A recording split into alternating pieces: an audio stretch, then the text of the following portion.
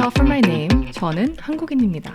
English is my second language. You clicked on this video because you want to be fluent, you want more opportunities, and you want to be better. Today, let's cover why we struggle to speak English, where to find the best learning materials, and how to practice on your own. Oh, so one thing, regarding accents, I'm not suggesting that we should all sound a specific way. We all have our unique accent. I think accents are great because accents add personality and shows your character. The principles in this video are applicable across all languages. 对我来说，英语对话就是새로운 춤을 배우는 것. Pues pienso que no es demasiado tarde. Before you roll your eyes and turn away, this girl is bragging. That is not my intention. I applied the same techniques when learning a new language every time. Just like you, I had a lot of trouble learning and speaking English. And it's hard mainly for 3 reasons. Learning a new language is a huge time investment in our already busy lives. We feel nervous and we feel lost in this massive age of information. If getting fluent matters to you, you will make time. I'd be happy to cover how I plan my day, week, and month if that's helpful. So why do we feel less confident when we speak English?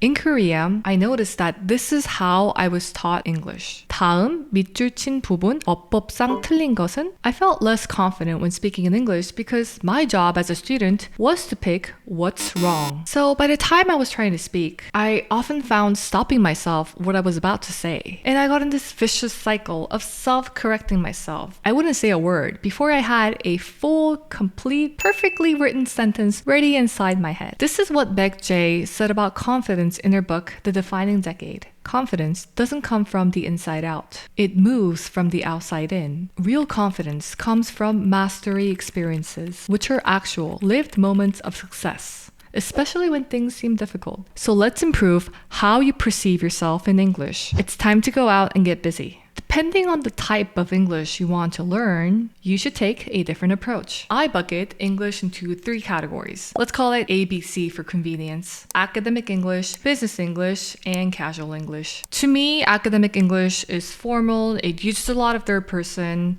and incorporates passive voice. The key to business English is being clear, direct, and efficient. We all know this one. This is the English that we are exposed to day to day. Figure out the type of English you want to master because that will determine your learning materials. Having a good sense of direction will lessen the burden for you because you will know which materials to spend your time on. This is a great segue to my next point. Choose the materials that represent what you want to sound like. I knew that I wanted to work in the US one day and also make friends. But schools never taught me how to sound confident and competent while being funny. YouTube was where I found the materials for free. The Economist and the Wall Street Journal helped me keep up to date with what's going around the world. Listening to the news in English is great for 2 reasons. You hear standard broadcasting English, a form of pronunciation in which no words are dropped. The grammar is not that complicated, as reports are mostly in past and present tense. Other media channels work well too. The pacing is really nice on TED.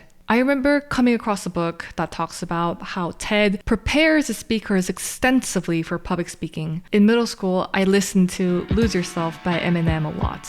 But I soon realized there were a lot of words that I probably shouldn't use in my day-to-day life. So Disney Pixar movies are my go-to. Whatever content you choose, find something that's fun for you. As you listen, I want you to pay special attention to 3 things. A phrase or a sentence that you like, the intonation, and word choice. I encourage you to write down a phrase that you want to copy. Then write your own symbols for inflection points. I use slashes to indicate pauses and where I should breathe. Your list of go-to phrases will continue to grow. When I first started talking in front of my iPhone for YouTube videos, I kept a list of my favorite phrases. I practiced them multiple times so I get the pauses and the intonation down. I'm a management consultant based in the United States. This technique works well because you are making it easy for you to say something even without thinking. And I'm referring to the muscle memory technique I talked about in my time management video. I've seen some instructors recommend rewatching a TV episode or a movie multiple times. I get bored easily, so I would rewatch the part that caught my attention. Again, here focusing on the intonation, the pauses, and word choice. If you understand this video, you already have what it takes to speak fluently.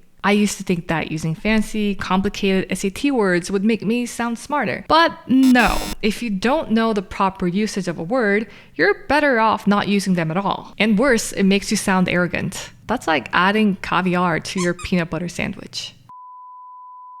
Instead of memorizing additional words, you are much better off focusing on training your mouth. Great communication delivers the message clearly and concisely. Let go of trying to impress with fancy words. Let's get clear first on the words you know. Jeffrey Swartz, a professor at UCLA Medical School, talks about the survival of the busiest in his book, The Mind and the Brain. The mental skills you use most often, hence the busiest ones, will survive, strengthen, and thrive. However, unused skills will weaken. We become what we hear, what we see, and what we do every day. We don't become what we don't hear, don't see, and don't do. You can increase your exposure by changing your language settings on your phone, your email, and even on computer games. Better yet, planning a trip to that country will get you excited and give you ample opportunity to practice. Here is how I practice. Language ability can be measured in 2 passive parts, listening and reading, in 2 active parts, speaking and writing. After reading about Stephen Krashen's input theory and referring to other language acquisition research, for me, when I'm learning a new language, the ideal proportion of input to output was the following. I conducted a lot of self-interview and recorded myself talk. Make it easy by start recording 1 sentence. Then few sentences, upgrade to a paragraph, or even doing a self-monologue, and that's kind of fun too. After recording, here are 3 steps that you take. You listen to it again. Add an emoji to the recording that you want to sound like in the future. And when you need that boost of confidence, re-listen to that recording to remind yourself, okay, this is how I sounded like when I was my most confident self. Now for some demonstration. Get a clean pen. The thickness of the pen will actually determine how difficult it is. I would consider this one small and this large. Naturally, the smaller one would be easy to practice first. Place it inside your mouth between your teeth. Choose a sentence among the ones that you wrote down. The key here is choose a sentence and not a word. Remember how I said earlier that speaking a foreign language is just like learning a new dance? You are training your mouth to do a different type of dance. So let's dance. This process is fun because I can make fun of myself. Speaking with a pen in your mouth also helps reduce the fear of making a mistake. And even when I make a mistake in public, I can laugh it off. Try giving it a shot and let me know how you like it. Your feedback helps me improve and plan. So leave your comments below. And my next video topic will be... Let's go! It's time to be the GOAT. It's time to enter God mode, man, let's get it going. I wanna be the greatest, energy is overflowing. I know I'm stoking the fire, my desire's taking